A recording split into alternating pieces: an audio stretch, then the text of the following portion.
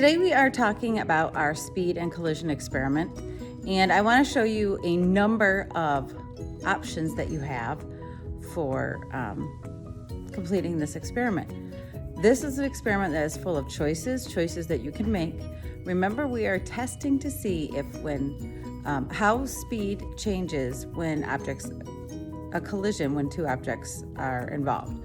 So if an object goes slow and it hits something, what happens? And if an object goes faster, how much does it change? And I'm going to show you some of the materials that I have that different ways that you can manipulate this experiment, different ways that you can change speed, because there are a couple of different things that you could do. And I also want to show you some of the objects that you could use. This is something that you are open to look at your house. What kind of things could you crash a marble into? Let's talk about it. Here we go. So out here I have my card case that I use to help build ramps. I have an old lunchbox. Thank you, Mrs. Baker, for giving that to me. She's so kind.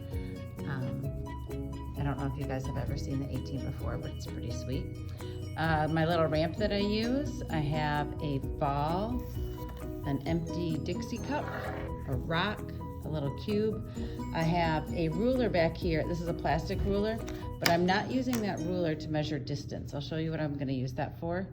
I have my measuring tape. Remember that you use the centimeter side. Do not use inches. Do not use inches. Use this fabulous patterned side, centimeters.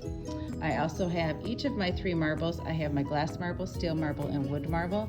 You will pick one of them. You will not change the type of marble that does the colliding. Remember, we're only changing one variable, and that variable is speed.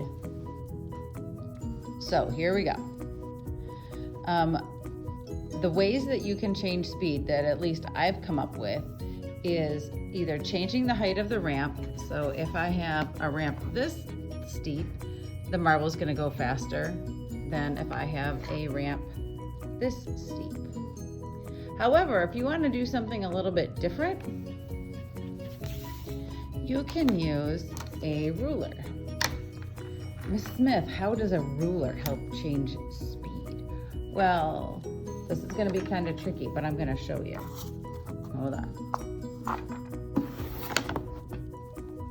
All right, so this is kind of a tricky camera angle, but here's my ruler, and it's standing up on its side. It's not laying down like it's going to measure. It's standing up on its side. And if I pull my ruler back a little bit, it just flicks a little bit. But if I pull it back far, it's going to flick a lot harder.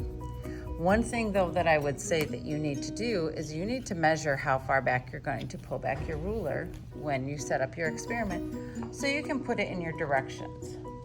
So if you want to change the speed of your marble by using something to flick it with, whether it's a ruler or anything else, I would suggest that you mark on your surface, whether it's your carpet or your flooring, your wood floor or whatever. I would definitely do this experiment on the floor. And remember, you're not changing the type of surface that you're using. You're only changing the speed that the marble is traveling before it hits the still object. So maybe you want to first pull your marble or your flicker back 3 inches or 3 centimeters, sorry. And then maybe the next time you want to pull your ruler back 9 centimeters. So if I'm holding on to this, here's my 0. I'm going to pull it back 3 centimeters and let it go. And then I'll pull it back 9 centimeters. And then whatever the marble is here will hit some other object. So if I have my marble